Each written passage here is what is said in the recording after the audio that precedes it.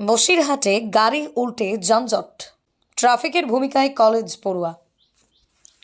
গায়ে ইউনিফর্ম, গলায় টাই, রাস্তায় সাবলীলভাবে শহরের ব্যস্ত রাস্তায় ট্রাফিকের দায়িত্ব সামলাচ্ছে এক যুবক। ঠিক সিনেমার মতো দৃশ্যের সাক্ষী রইল আম জনতা, যা দেখে হতবাক রাস্তার শহরের যাত্রীরা।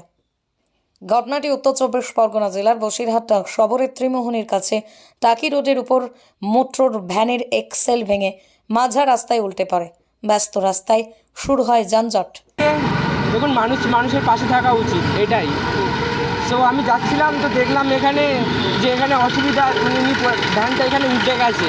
তো বললাম 2-3 জনকে, তোরা আসলো, তো তারপরে ডাকতে চলে গেল একজনকে, তো উনি আসতে লেট হচ্ছে। তারপরে ইদানিং জ্যাম বেড়ে যাচ্ছে রাস্তায়, তো সেই জন্যে এখানে এটা জায়গাটা পরিষ্কার করার জন্য ব্যবস্থা করা হলো।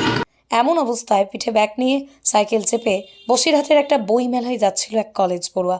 চোখের সামনে যানজট দেখে নিজেই নেমে পড়লেন যানজট সামলাতে। ব্যস্ত রাস্তায় হাত নেড়ে সাবলীলভাবে দক্ষ ট্রাফিকের ন্যায় যানজট নিয়ন্ত্রণের দায়িত্ব সামলালেন। জানা যায়, খোলাপোতার বাসিন্দাই ছাত্রের নাম জয়দীপ মণ্ডল। সে বসিরহাট কলেজের প্রথম বর্ষের ছাত্র। তবে শুধুমাত্র যানজট নিয়ন্ত্রণ নয়, মালবোঝাই ইঞ্জিন ভ্যান থেকে সামগ্রী ও ইঞ্জিন ভ্যানটিকে রাস্তা থেকে সরানোর দায়িত্বে পালনের মানবিক দিক ফুটে উঠল। টাকি রোডের উপর বসিরত শহরের প্রাণকেন্দ্রে রাজপথে এমন দৃশ্যের সাক্ষী থাকল শহরবাসী থেকে পথ চলতি মানুষ। যেটা করার দরকার, যেটা ট্রাফিকদের করা দরকার ছিল, ট্রাফিকটা তো খবর পেয়েছে কি না জানি না, যেটা ট্রাফিকদের করা দরকার ছিল সেই কাজটা ছেলেটা করলো। ভালো লাগলো, খুব ভালো লাগলো। এরকম কাজ সাধারণ মানুষের পাশে দাঁড়ানো তো দরকার। ও এখানে সাইকেল নিয়ে যাচ্ছিল, দেখলো আমি এখানে একা দাঁড়িয়ে আছি, ও আমাকে বললো যে হেল্প লাগবে। আমি হেল্প না করলেও হয়, তো বলে গাড়িটা একটু সাইড করো, ভালো হয়। আমি তাহলে একা হবে না, তো আমি হেল্প করছি। ও করলো, আরও দুজন ছিল, তারা করলো, আপনিও করলেন। জয়দীপের দেখে অবশ্য পথ চলতি দু একজন ইঞ্জিন ভ্যানকে রাস্তা থেকে সরানোর কাজে এগিয়ে আসেন।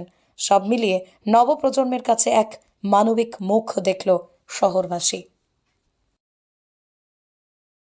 উত্তর চব্বিশ পরগনার বসিরহাট থেকে জুলফিকার মোল্লার রিপোর্ট, লোকাল 18 বাংলা।